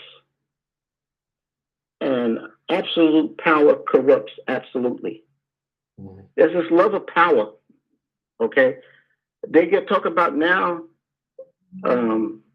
Kaepernick, he took a knee, and you made that juxtaposition, how his knee upset Trump, but the man who put a knee to, and we didn't see what was going on behind that car. We just saw the cop with that ugly look on his face, his knee to George Floyd's neck.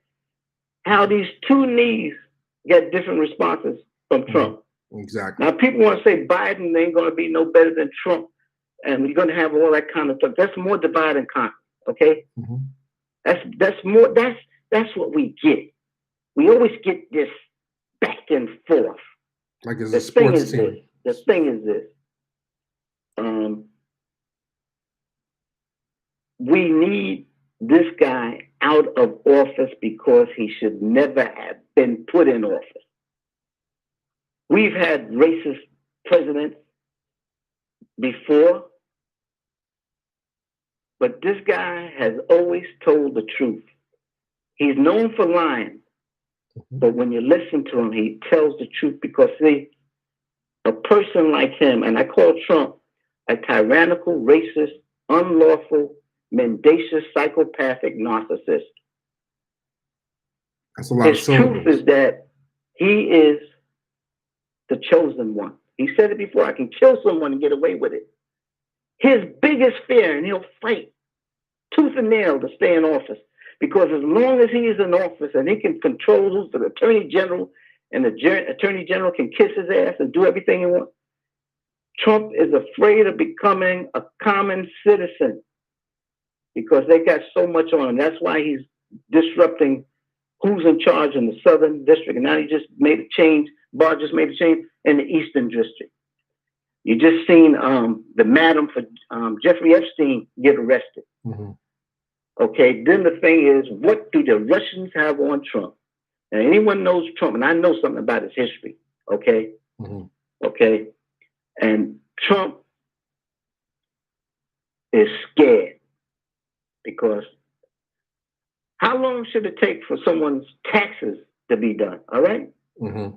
People forget all about that, okay? But the thing is, there's no way, shape, or form, I don't care what you want to say about Obama. Do you think Obama can get away with one iota of what Trump's got away with? And you not tell me that racism is systematic in this country? They'd be barbecuing him on the White House lawn, literally. And now, there's two things. He's doing a thing in South Dakota, at planning to do this thing at Mount Rushmore. All of a sudden, lately, he's been taking pictures and he wants to be in front of monuments of great people. He was Lincoln, and he compared himself to Lincoln. But here's the thing.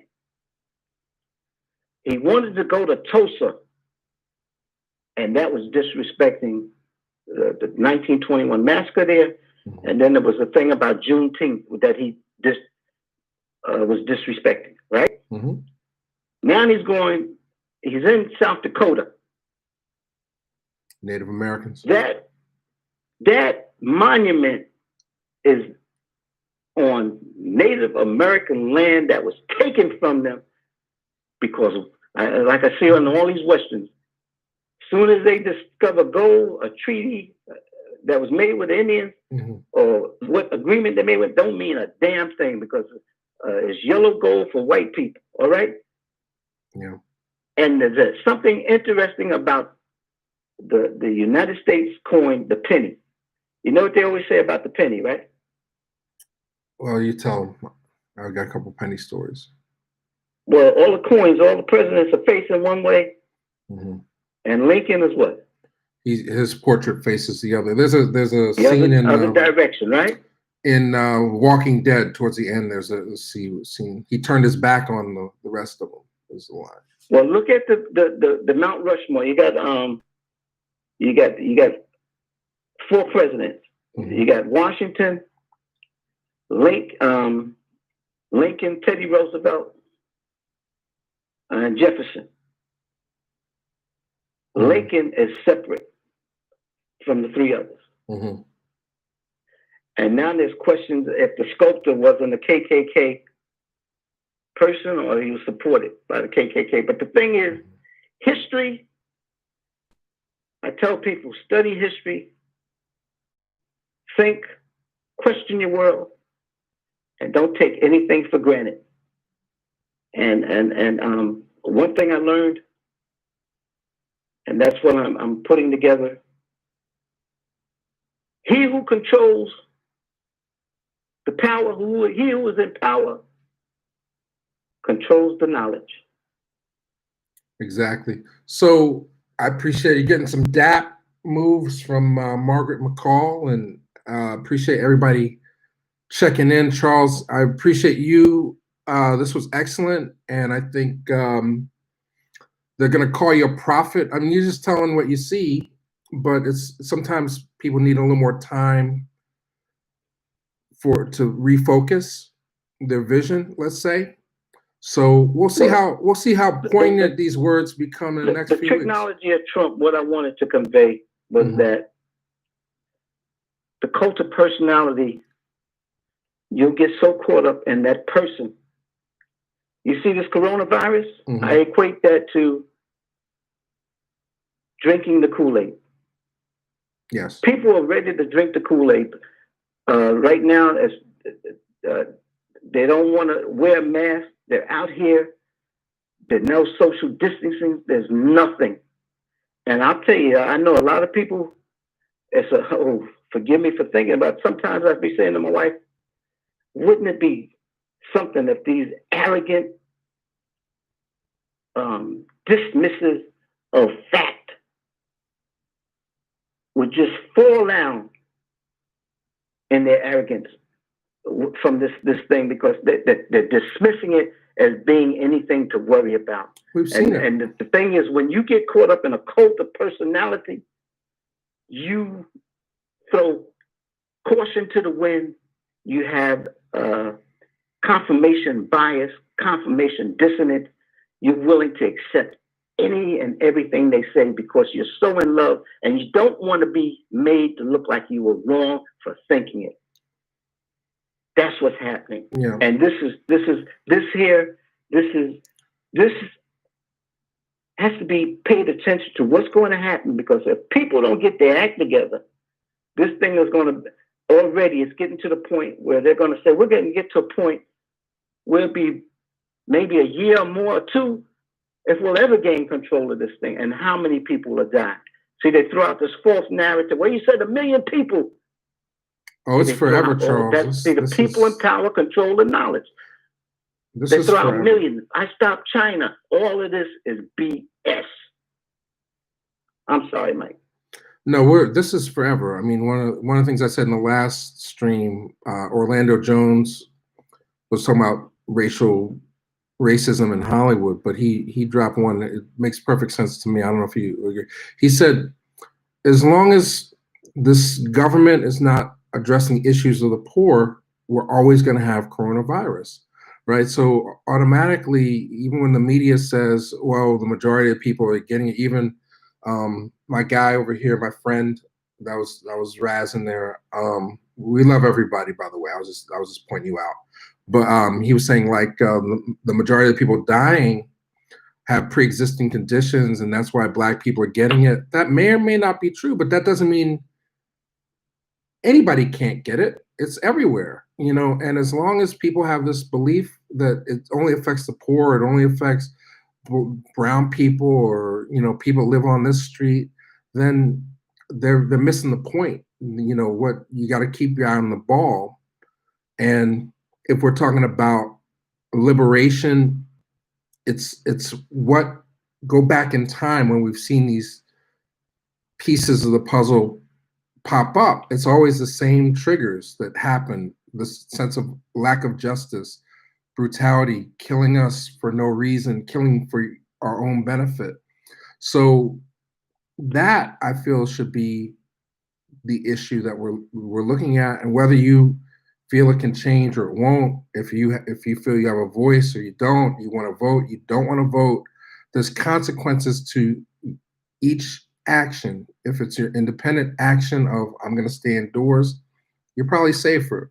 But you might get in a fight with your girlfriend that day too, which might be less safe for you. So we're just trying to create a level of awareness and build conversation around these things. But I you know, risking somebody digging this video up 10 years from now, I feel like Charles Woods is somebody that you should listen to, and he speaks the truth, and he does have the knowledge, and backs up, you know, 99% of what he says is not based on opinion. It's based, or belief, is based on just knowing things and studying. I think, you know, you accept accountability, and I don't trip off this because I'm getting old. I got to save my energy for what really matters and what fights. And for me, it's survival. For me, Charles, is just just freedom to exercise my mind every day and know that the people that I care about are safe, right? And beyond these political games and things like this, it's beyond our lifespan. It's, as you say, generations, thousands of years of this has been going on. So I'm not somebody that's going to say it's going to flip overnight. Just be aware of where we are in it. So I'll leave the last words to you, Charles, as we. Well, I'll say this in closing, okay? Mm-hmm. When people talk ignorance, that's because they don't know how to use logic. If I listen to people who say the reason why we have more incidents of coronavirus is because of what? Testing. Mm-hmm.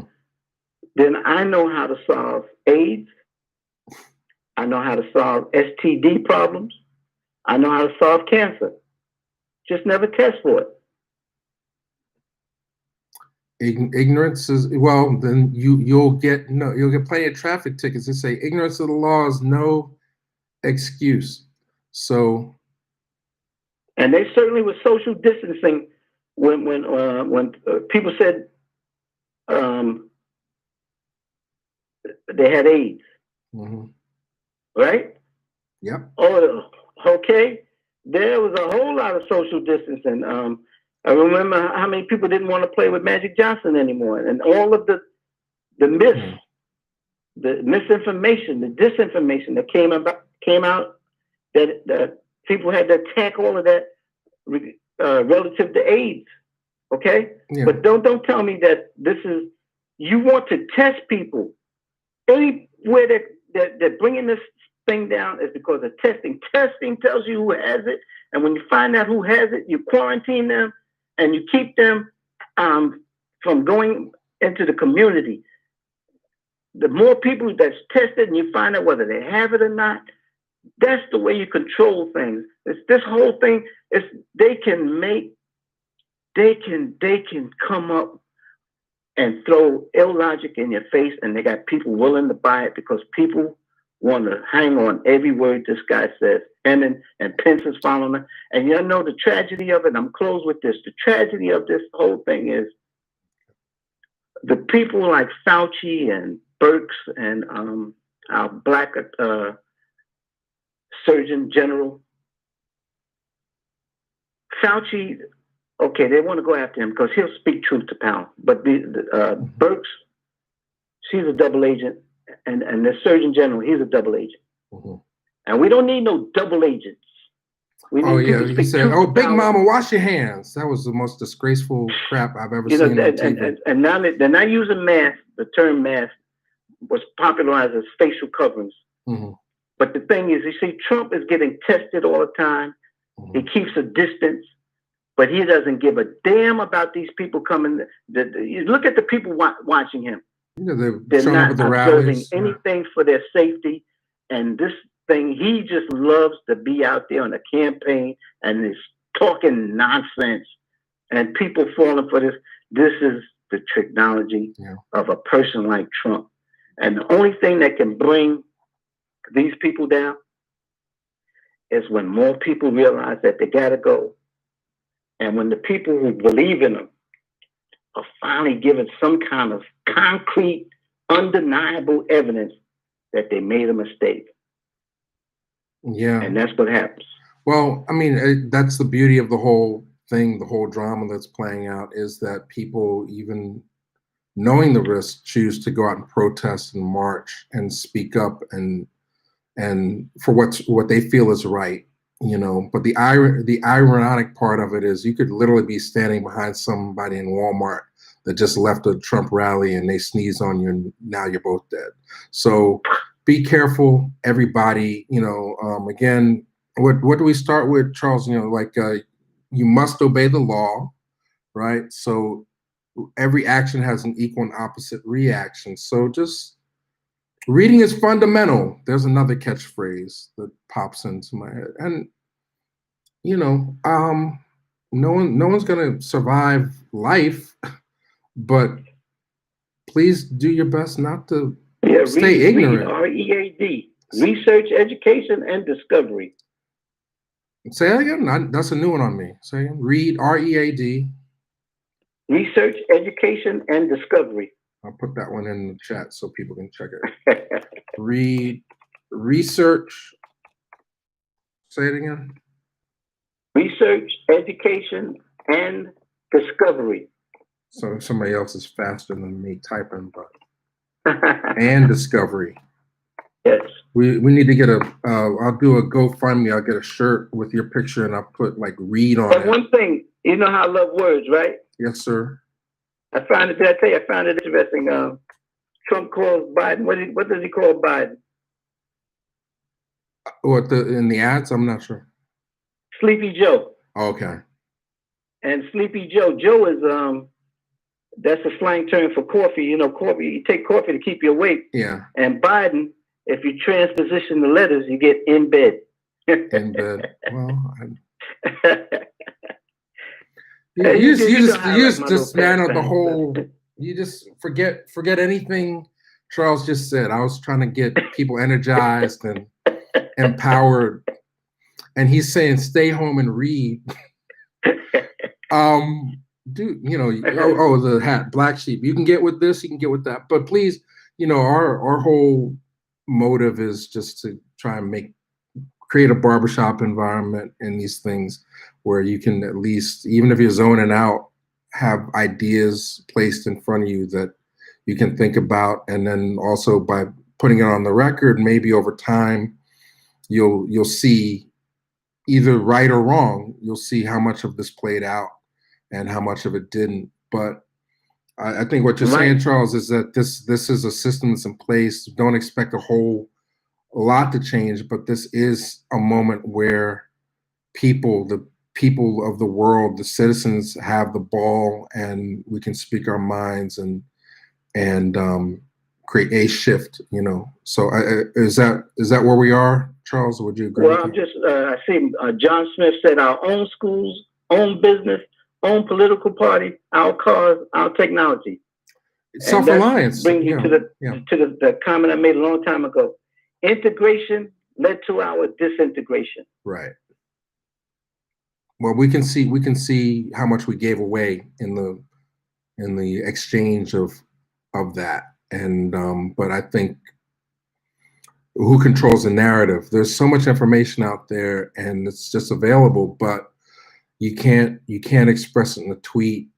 A lot of misunderstandings happen because of that level of information, and it takes a lifetime to acquire certain knowledges, but we can accelerate that by sharing. And hopefully, I appreciate you, Charles, for taking the time. And appreciate you, Mike. And let me just say before I say goodnight to the people, what a great job you've done with your channel. I applaud you, brother. You're a dynamo, and it's a great channel.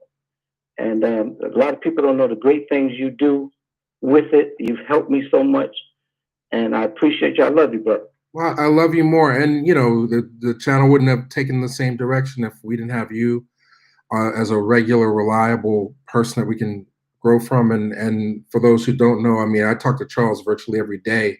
So you're just privy. We have this type of conversation, if not longer, not in public. So, but I felt it was just time that we lay one down and get some feedback. So we appreciate everybody who tuned in and was watching, helping us grow. People, I see Miss Gang Smashers in here. A lot of names. I know Charles knows the names better. He's got memory for that more than I do.